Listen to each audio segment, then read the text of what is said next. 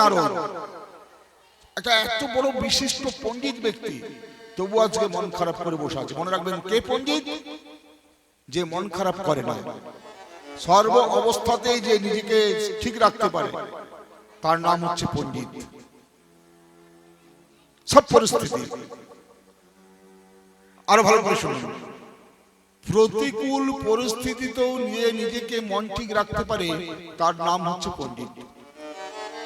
আমি যে এত বড় একটা অনুষ্ঠান করছি, এটা আমি করছি প্রথম যদি ভেবে নিই না, তাহলে আমার মতো মূর্খ আর পৃথিবীতে একটাও নেই। আমি আমার নিজেকে দিয়ে উদাহরণগুলি নেবো, তাহলে আপনাদের কোনো অসুবিধা হবে না। এখানে এত এত মানুষ আসছে, তাদের প্রত্যেকে নানান রকমের স্বাদ। তারা এসে আমাকে বলছে, আমি কিন্তু সরাসরি আমার যে আরাধ্য দেবতা অনন্ত বলবন্ত হনুমন্ত লাল, আমি সরাসরি তাকে বলছি, তৎক্ষণাৎ তার উত্তর হয়ে যাচ্ছে। তৎক্ষণাৎ, সময় লাগে না, উত্তর পেতে আমার সময় লাগে না। এত সুন্দর সবকিছু সব ঠিকঠাক চলছে যে আমার আজকে, বিশেষ করে আজকে তো আমার সারাদিনটা চোখের জলেই চলে গেছে।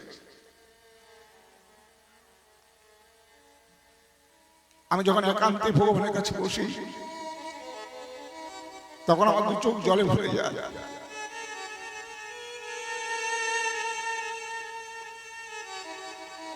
প্রভু,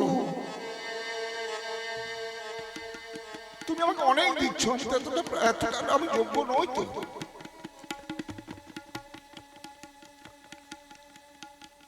এতটা আমার যোগ্যতা নেই, তুমি আমাকে অনেক বেশি দিচ্ছ। সকাল থেকে গীতা চলছে, ভাগবত চলছে, ননস্টপ চলছে, ননস্টপ। তার মাঝে কত মানুষের আসা যাওয়া, কত মানুষের পায়ের ধুলো পড়ছে। আগামী দিন বৃন্দাবন হয়ে যাবে, আর কত মানুষ ফোন ধরতে পারছি না। আমি সত্যি বলছি, আমি আর ফোনে প্রোগ্রাম নিতে পারছি না। আমাকে একদম মানুষ পাগল করে দিচ্ছে, আমাকে একটু প্রোগ্রাম দিন, আমাকে একটু প্রোগ্রাম দিন।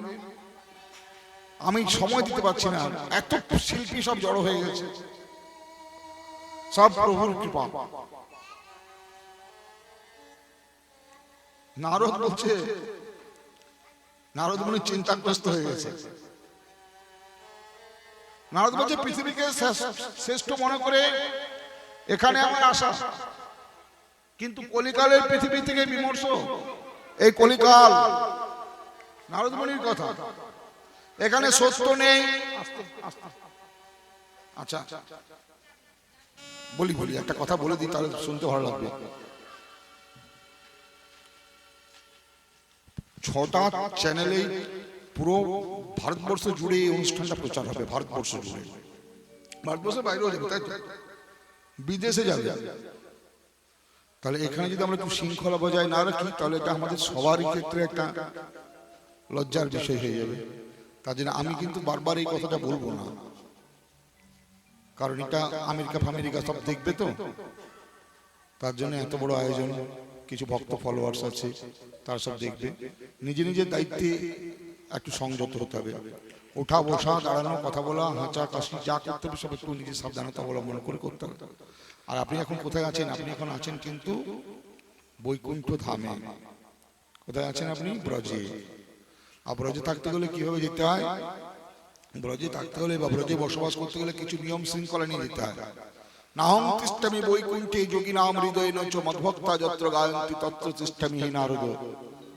এখানে ভগবান স্বয়ং বসবাস করছেন, বিরাজ করছেন, ব্রজভূমি বৃন্দাবন ধাম, একদম মন লাগিয়ে।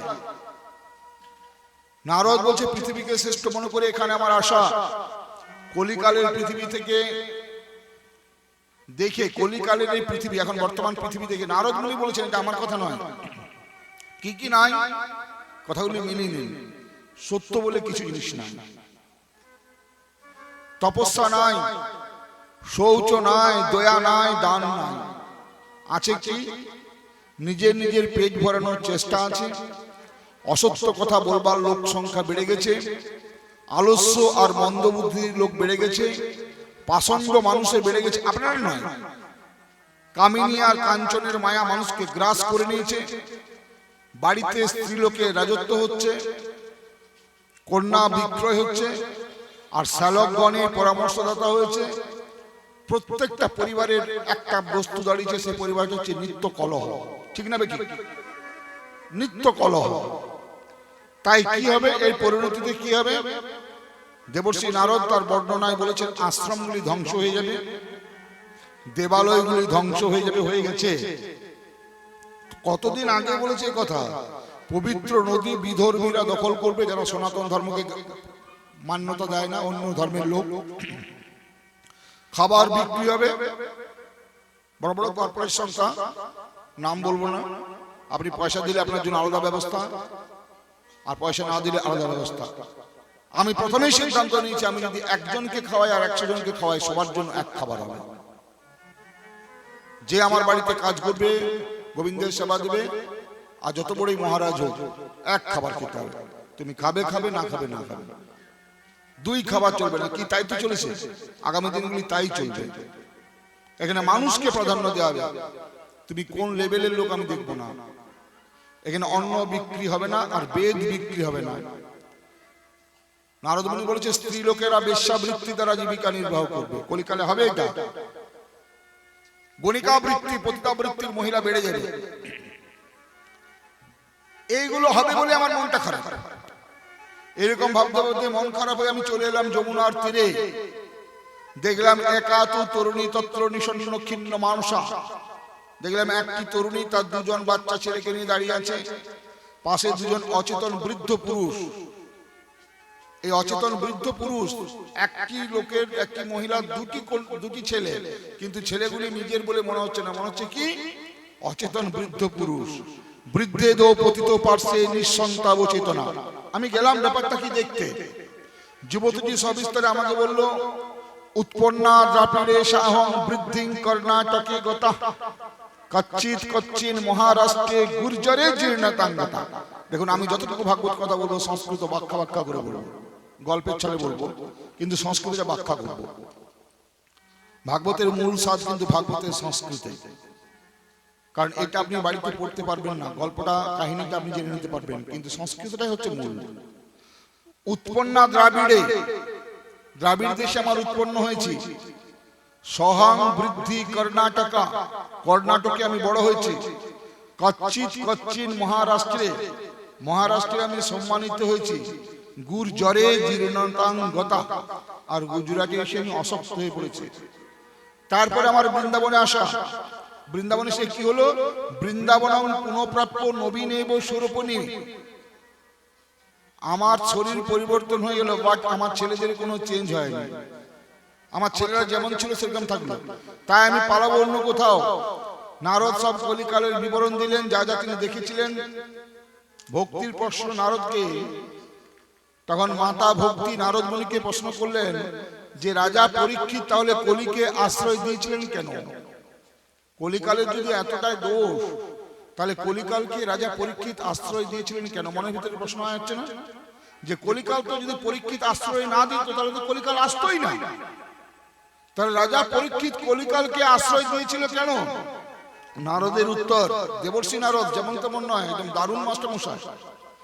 যোগ সাধন তপস্যা বা সমাধি দ্বারা যে ফল লাভ হয় না, আবার রিপিট করছি, যোগ সাধন তপস্যা বা সমাধি দ্বারা যে ফল লাভ হয় না, কলিতে নাম সংকীর্তন দ্বারা তা অনায়াসে পাওয়া যায়।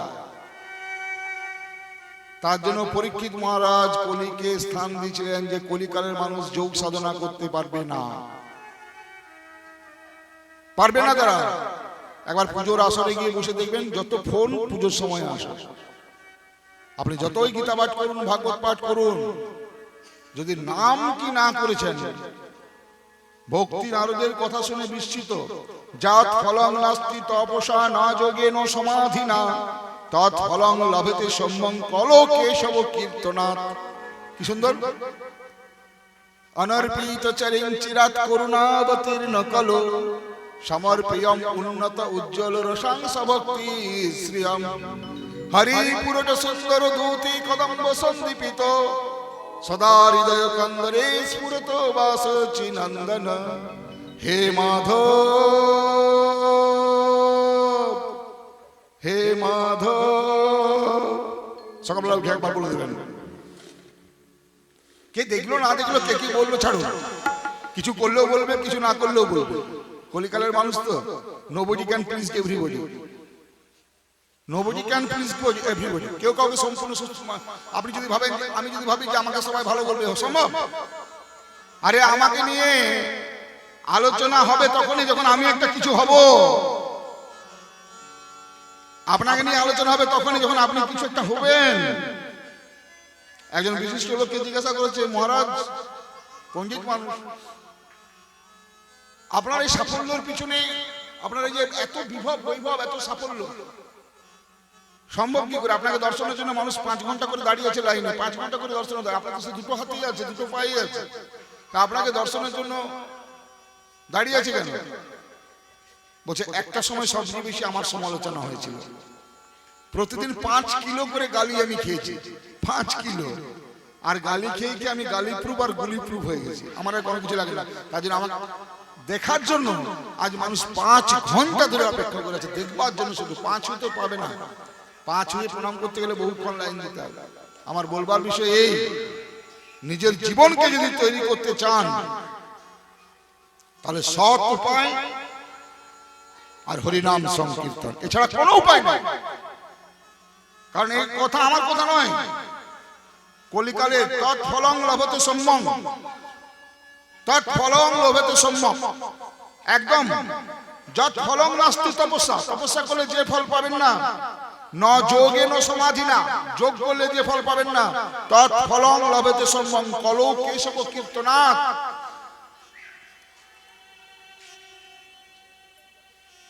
হে মাধব, প্রেজেন্ট হয়ে গেল, স্কুলে গিয়ে প্রেজেন্ট যেমন হয় সেখানে প্রেজেন্ট হয়ে গেল।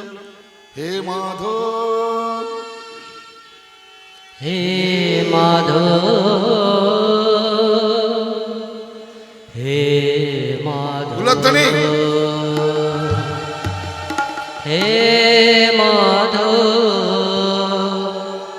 জয় তু রাধা মাধব মদন গোপাল, জয় তু রাধা মাধব মদন গোপাল, জয় জয় কেশব মাধব গিরিধারী লাল, কেশব মাধব গিরিধারী লাল, জয় তু রাধা মাধব মদন গোপাল, জয় তু রাধা মাধব মদন গোপাল। নারায়ণ পরা বেদা, নারায়ণ পরা খরা, নারায়ণ পরা বেদা, নারায়ণ পরা খরা, নারায়ণ পরা মুক্তি, নারায়ণ পরা গতি, নারায়ণ পরা মুক্তি, নারায়ণ পরা সব মাধব গিরিধারী। আপনাদের সকলকে আমি বলবার জন্য অনুরোধ নয়, একদম আদেশ যদি বলেন আদেশ, নির্দেশ যদি বলেন নির্দেশ, উপদেশ যদি বলেন উপদেশ।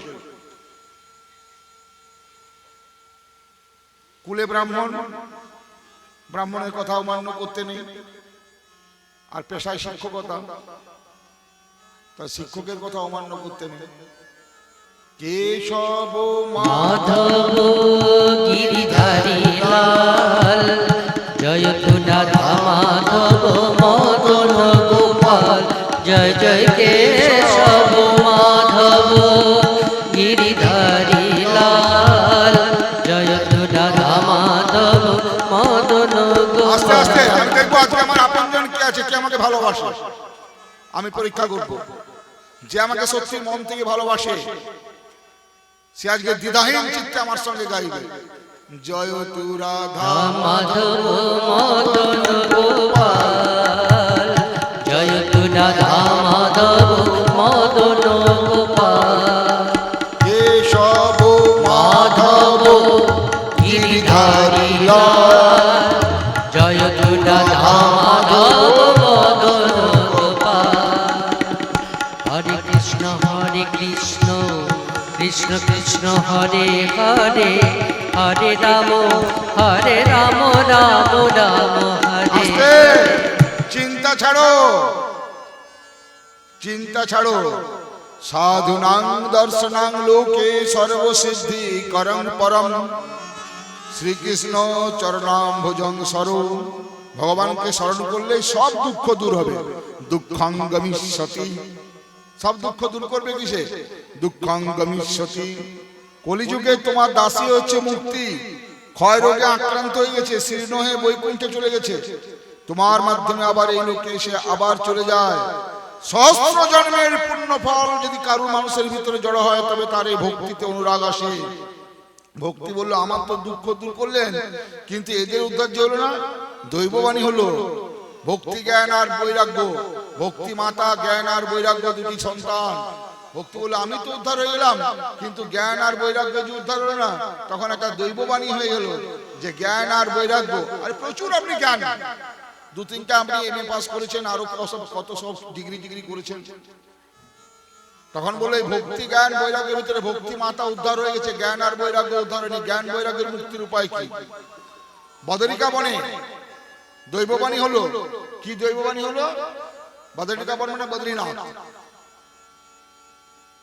সেখানে কি হলো?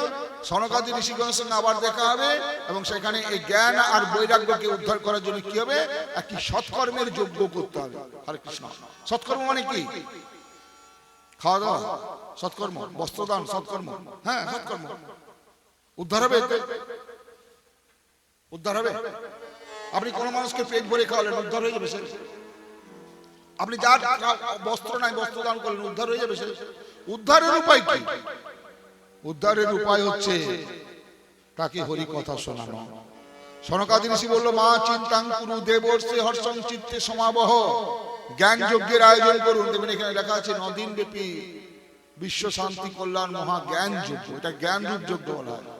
দ্রব্য দিয়ে যে যজ্ঞ হয় তার নাম দ্রব্য যজ্ঞ, তপ দিয়ে যে যজ্ঞ হয় তার নাম তপযজ্ঞ, আর জ্ঞান দিয়ে যে যজ্ঞ হয় তার নাম হচ্ছে জ্ঞান যজ্ঞ। সাধ্যায় রূপ জ্ঞান যজ্ঞ। এখানে পড়াশোনা করতে লাগে। জ্ঞানী, আর্থ, অর্থার্থী আর জিজ্ঞাসু। গীতাতে 4 রকম ভক্তের শ্রেণী বিভাগ করা আছে। জ্ঞানী, আর্থ, অর্থার্থী আর জিজ্ঞাসু। ভগবান বলছে সবচেয়ে জ্ঞানী ব্যক্তি আমার প্রিয় ব্যক্তি। সংস্কৃত পড়ে বলতে হবে না, সংস্কৃত পড়তে পড়তে আপনার তো বুদ্ধি লাগবে নাকি? এমনি এমনি হয়ে যাবে সংস্কৃত বলা। হরে কৃষ্ণ হরি বল। আমি 15 বছর ধরে ভাগবত পড়েছি, 15টি বছর। পড়তে পড়তে পড়তে পড়তে ঘাড় কোমরে ব্যথা ধরে গেছে আমার। এখনো ভাগবতের ভট আমি বুঝতে পারিনি। কারণ কি? পুরো ভাগবত আমি রিসার্চ করেছি এক প্রকার, পুরো ভাগবতটা। লকডাউনে তো 100 বারের বেশি আমি গীতা পড়েছি। প্রতিদিন আমার নতুন লেগেছে যে কি বলতে চেয়েছে গীতার ভিতরে। কি কি আপনি ভাগবত শিখে গেছেন, ভাগবত জেনে গেছেন, এত সহজ। জ্ঞান ভক্তির ছেলে, তার নাম জ্ঞান আর বৈরাগ্য। মনে রাখবেন, জ্ঞানের ভিতরে যদি ভক্তি না থাকে তাহলে বৈরাগ্য আসে না। জ্ঞানের ভিতরে যদি ভক্তি না আসে তাহলে বৈরাগ্য আসে না। আপনি বিরাট পণ্ডিত হয়ে বাইরে বেরিয়ে যাবেন, আমার জানা আছে সব। ভাগবত তো ছাড়, ওটা নিজেকে প্রচার করার একটা অনুষ্ঠান হচ্ছে।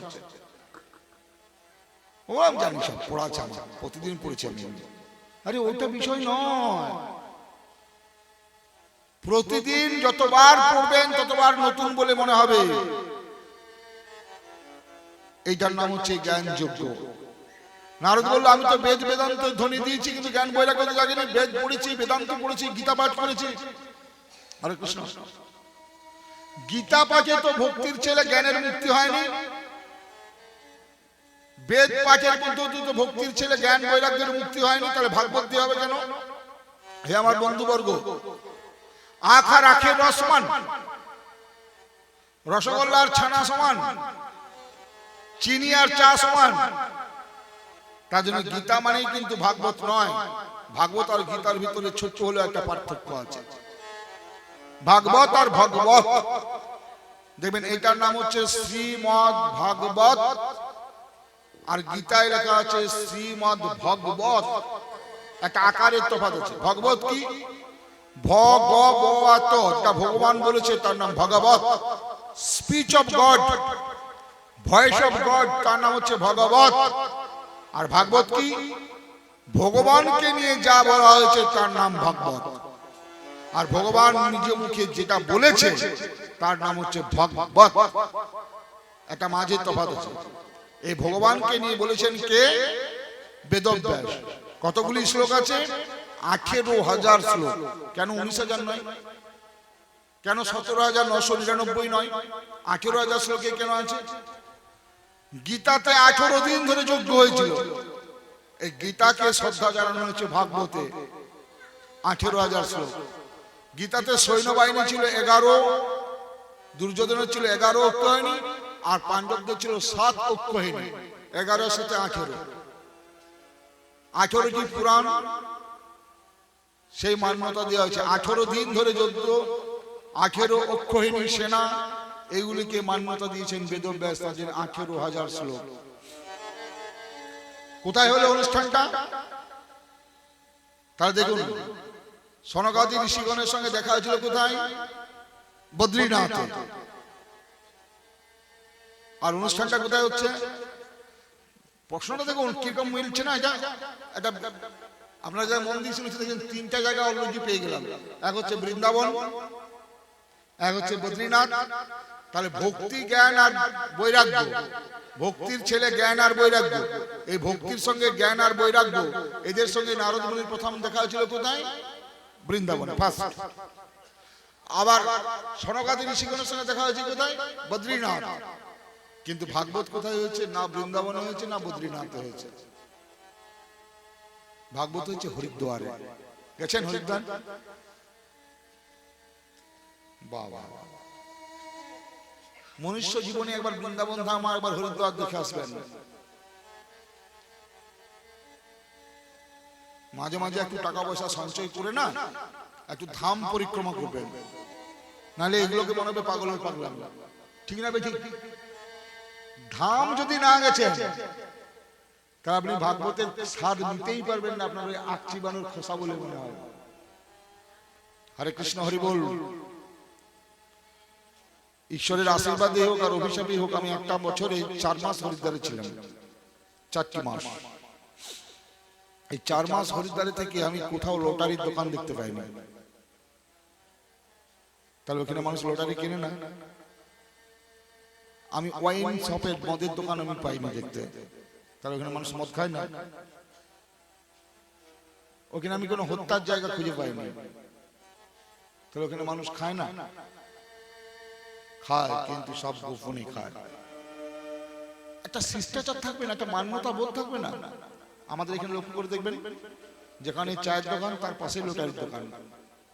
মানে চা খেলো, লটারি কিনলো, তার পাশে আবার একটি কেরি ব্যাগে একটু ঝুলিয়ে নিয়ে এলো, তার পাশে আরেকটি দোকানে একটু ঢক ঢক করে গিলে এলো।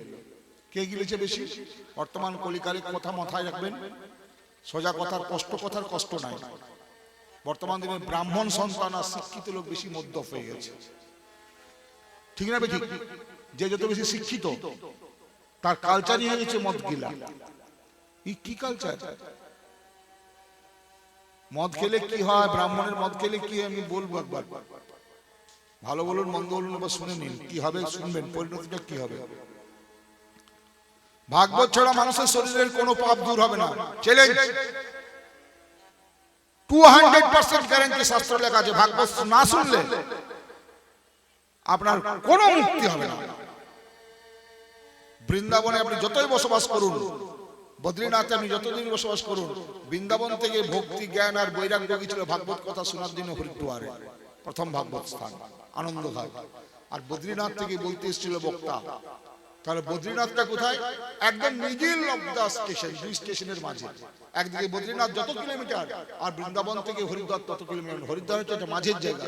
হরিদ্বার থেকে বদ্রীনাথ, হরিদ্বার থেকে বৃন্দাবন। যাবেন একবার হরিদ্বার, দেখে আসবেন গঙ্গা কাকে বলে, কি গঙ্গার জল। হরিদ্বারে কোনো মানুষ এরকম ফালতু বসে সময় নষ্ট করে না।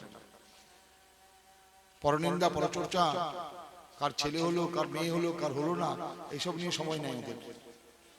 এইসব নিয়ে সময়ই নেই। সন্ধ্যা হয়ে গেলে মানে গঙ্গার তীরে বসে প্রভুর আরতি দর্শন হচ্ছে, প্রভুর কীর্তন হচ্ছে, ভগবানের কথা হচ্ছে। আর এখানে আমাদের যত রকমের পরনিন্দা, পরচর্চা, কার কি হলো না, নিজেকে দেখতেই ভুলে গেছে। নিজেকে দেখো, নো thyself, তুমি আমাকে কেন দেখছো? তুমি তোমাকে দেখো। নিজেকে দেখো, একটা আঙ্গুল ওর দিকে তুলো, আগে চারটা আঙ্গুল তোমার দিকে তুলো, যে তুমি কেমন। দিনের শেষে তুমি নিজেকে জিজ্ঞাসা করো, you are right or wrong. কাউকে বলার লাগবে না। তার জন্য হরিদ্বার যাবেন একবার। যারা বৃন্দাবন গেছেন তাদের কাছে আমার বিনীত অনুরোধ থাকলো,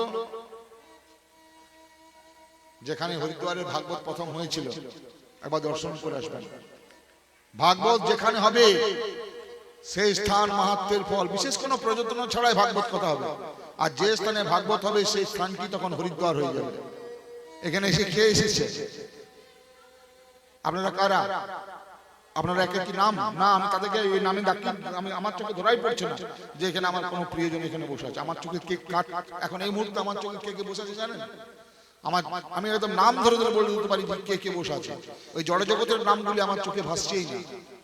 আমার সামনে বসে আছেন ভৃগু, আমার সামনে বসে আছেন বশিষ্ঠ, আমার সামনে বসে আছেন চ্যবন মুনি, আমার সামনে বসে আছেন গৌতম, মেধাতিথি, দেবল, দেবরতী, পরশুরাম, বিশ্বামিত্র, শাকল, মার্কেন্দ্রীয়, দত্তাত্রয়, বেদব্যাস, পরাশর মুনি।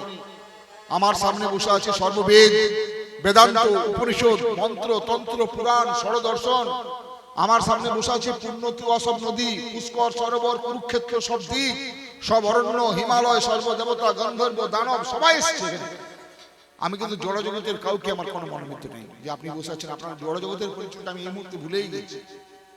আর আপনার সামনে আমি সেই জড় জগতের যে লোকটিকে আপনি ভাবেন দিনের বেলায় দেখেন, সেই লোকটি কিন্তু এখন নেই।